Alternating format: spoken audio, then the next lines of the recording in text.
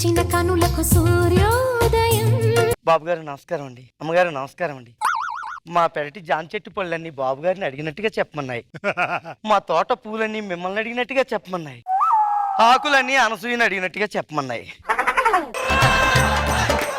అన్నట్టు చెప్పడం మర్చిపోయాను. నా పేరు రచన. రచనలు చేస్తూ ఉంటాను.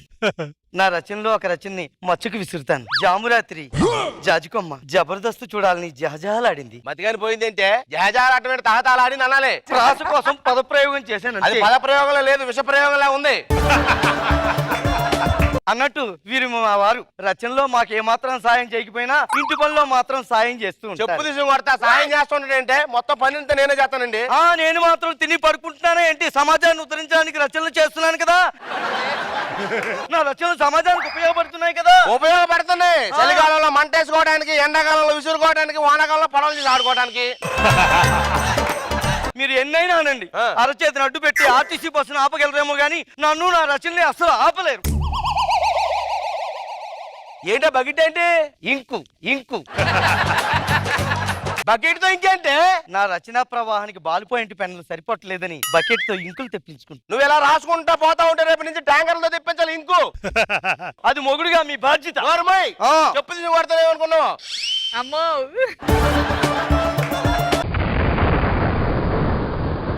ఏమండి చూసారా? నా పెన్ను పేపర్ని ఇలా తాకిందో లేదు, ప్రకృతి పులకరిస్తుందండి. పులకరించలేదు, భయపడి దోకుంటుంది వెళ్ళి. ఏలకోలం తల్లే. అబ్బాయి ఏలకోలం కాదురా, మాదాకోలం అనాలి. దరిద్ర పెదవా. ఏమండి అతను ఏమనుకోండి, పాపం కాబోయే కవయి ఉంటాడు. నా అలాగే ప్రాస కోసం పదప్రయోగం చేస్తున్నాడు. చూడు ఎంత కరెక్ట్గా సరిపోయిందో. సమయానికి వచ్చావు. ఇప్పుడే అడుక్కునేవాడికి ఆవకాయ ముద్ద అని కొత్త నవల మొదలు పెట్టా. 2 పేజీలు వెంటో ముద్ద వేస్తా. అబ్బా అడుక్కున్నాడికి ఆవకాయ ముద్ద. ఆ ముద్ద అంటే నాకు ఎంత ఇష్టం చెప్పండి అమ్మా. ఈనేస్తాను. నేను కథ చెప్తాను, నువ్వు విను. అది ఒక నల్లని అడవి. ఆ అడవిలో నల్లని పంది. నన్ను చూస్తారా పంది? అటు చూడు. ఆ పంది అన్నం తిని 6 రోజులైంది. ఆకలి బాధలు తాళలేక ఆర్తనాదాలు చేసింది. ఆ అరుపులకు భయపడి అడవులో ఉన్న జంతువులన్నీ కాటేజీలో దాక్కున్నాయి. మేఘాలు మెల్ట్ అయిపోయి, చెట్లు చెల్లా చెదిరైపోయి, సూర్యుడు సడన్ గా సుయ్ అని సన్నబడిపోయాడు. ఇది పడిపోయాడు.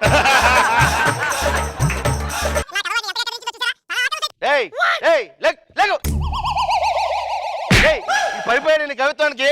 ఎరా నాయన, నా కథ ఎలా ఉంది? నా బొచ్చలా ఉంది. ఆగరా, అన్నం వేసుకోవా? అన్నం తీసుకెళ్లి ఆకలితో అడిగి పంది కట్టండి.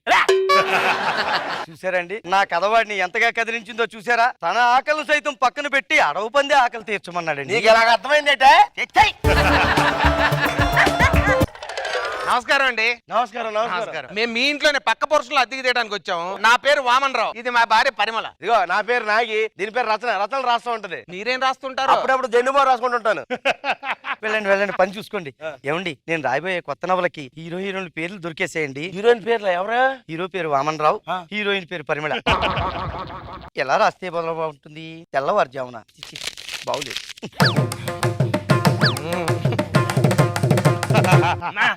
రోజుకి మీరు చీప్ గా 50 కేజీలు పేపర్లు మాత్రమే పడేస్తున్నారమ్మా. కనీసం 100 కేజీల పేపర్లన్నా పడేయండి అమ్మా. పోయిన సంవత్సరం మీరు పడేసిన దాంతో ఒక కారు కొనుక్కున్నానమ్మా. ఒరే నా కారు అమ్మి దీనికి కాగితాలు కొంటే అయ్యి అమ్ముకుంటూ కారు కొనుక్కున్నావా? ఏదో చిన్న బెంచ్ కార్లు అండి. బెంచ్ కారా? నెక్స్ట్ నేను ఇల్లు ప్లాన్ చేస్తున్నాను, దానికి మీ సహకారం కావాలి. అదేమొద్దు, వెళ్తాండి. సర్లేండి నేను మొదలు పెట్టుకుంటాను కదా. ఏదో టేడైతే. పరిమళ ఏంటండి? ఆ సంచి అందుకో, మార్కెట్కి వెళ్ళి కూరగాయలు తీసుకొస్తాను. ఇదిగోండి. వస్తా. వామన్ రావు సంచి తీసుకుని బజారుకి బయలుదేరాడు. పరిమళ చీపురు ఇంట్లో ఖాళీగా ఉన్న పరిమళ ఏం చేయాలో తెలియక చీపురు కట్టు పట్టుకుని చెత్త తోడవడం మొదలు పెట్టింది. దుమ్ము ఎక్కువ అనుకుంటా, తుమ్మింది కూడా. మళ్ళీ తుమ్మింది, దగ్గింది, ఇంకా దగ్గింది.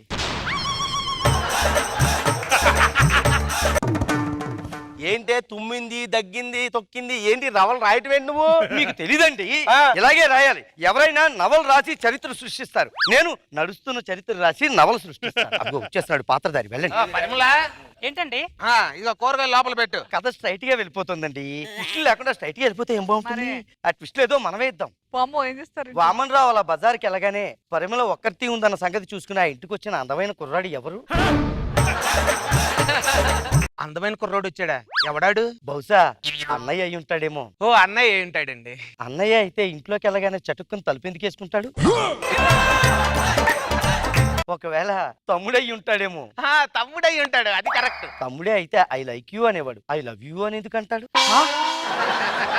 తమ్ముడు కాకపోతే ఇంకా అతగాడు ఎవడయ్యి ఉంటాడు? అవును, ఎవడై ఉంటాడు? ఖచ్చితంగా ప్రియుడే అయ్యి ఉంటాడు. వామనరావు వెనక్కి వచ్చేలోపు ప్రియుడిని అది ఎక్కడ దాచిపెట్టినట్టు పరిమళ దాచిపెట్టిందంటావా? చూసేద్దాం.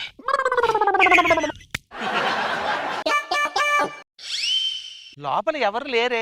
అనవసరం నా భార్యను అనుమానించానండి. ఏంటండి లోపలికి వచ్చి పంది పిల్లలుగా అంత ఎత్తుకొచ్చారు?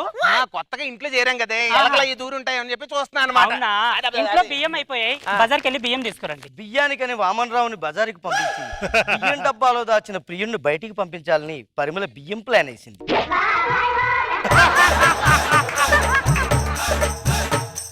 వామనరావు అనుమానంతో బయటికి వెళ్ళాడు. అమ్మయ్యా, ఏ నవలాపేంటి? బయటికి వెళ్ళిన కథానాయకుడు మళ్ళీ వెనక్కి రావాలి కదండి, వచ్చాక మళ్ళీ కొనసాగిస్తా. నీకు చెప్తున్నాను, ఏమైనా తేడా జరిగిందో తీహేతం చెప్తున్నా, బయటికి వెళ్తాను. ఏమైపోయింది ఇప్పుడు? పరిమళ, ఏమండి వచ్చారా? ఇదిగో బియ్యం, ఇదిగో ఒక కప్పు కాఫీ ఇవ్వవే, తలనొప్పిగా ఉంది. ఒక్క నిమిషం ఇప్పుడే తెస్తాను.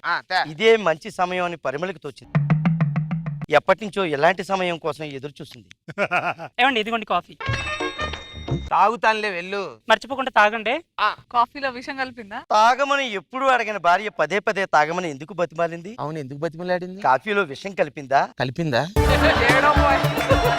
తనకి ప్రియుడికి మధ్యలో అడ్డొస్తున్న మొగుణ్ణి కాఫీలో విషం కలిపి ఆ కట్టె మొహం గాడిని కట్టెల్లో కలిపేయాలని విషం కలిపి. నిజం తెలుసుకున్న వామనరావు పరిమళని ఏం చేశాడు? కొట్టాడా? ఏం చేశాడు? మిగతాది తర్వాత భాగంలో చూద్దరు కానీ. ఏమో తర్వాత భాగం కాదు, నీ కథకి కంక్లూజన్ ఈ భాగంలోనే ఇస్తాను. చూడు పరిమళ, వచ్చేయ్ పరిమళ, బయటికి రా. చూసారా ఏం చేసేవాడు అలా? నవల హీరో ఎలా దూసుకెళ్ళిపోతున్నాడో చూసారా? నిప్పులో కాపురం పోసావంటే నువ్వు, నిప్పులో కాపురం పోసావంటే నువ్వు. వాళ్ళ నిప్పుల్లో కాపురం పోసాడు.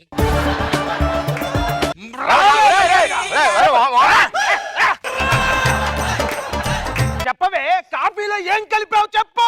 పాలు. ఇంత గట్టిగా అడిగితే అంత సింపుల్ గా చెప్తావేంటే? సరిగ్గా చెప్పు. ఇంకా పాలల్లో ఏం కలిపావు చెప్పు. Coffee powder. మర్యాదగా చెప్పు, కాఫీలో ఏం కలిపావు. ఇక్కడ ప్రేక్షకుడు వామనరావు పరిస్థితిని చూసి ఎంతో జాలి పడుతున్నాడు. బియ్యం డబ్బా సంగతి పక్కన వదిలేసి చీపుగా కాఫీలో ఏం కలిపేమని అడుగుతున్నాడే. థ్యాంక్స్ మేడం, గుర్తు చేశారు. రచయిత కాదు నా బాధ్యత. చెప్పవే, ఆ బియ్యం డబ్బాలు ఎవడే? అరే కరేనా, బియ్యం డబ్బాలో బియ్యం ఉంటాయి, ఇంకేముంటాయిరా? పెట్టమోహందైనా సరిగ్గా చెప్తావా చెప్పు.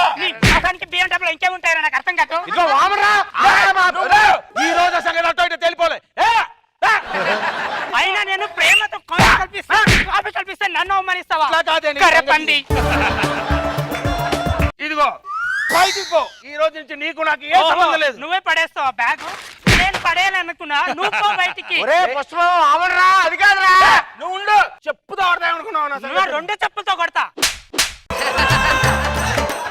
ఇక నుంచి నీ దారి నీది, నా దారి నాది. వామరా మాట్లాడరా. బంగారు లాంటి కాపురం ఎడగొట్టావు కదా నువ్వు. ఏం లేదండి, నేను మొదలు పెట్టాను, వాళ్ళు ముగించారు. నెక్స్ట్ కాలేని పోర్షన్ టూలెట్ బోర్డు పెట్టింటండి. జామ చెట్టుకి మామిడి కాయలను కొత్త నవలు రాలా.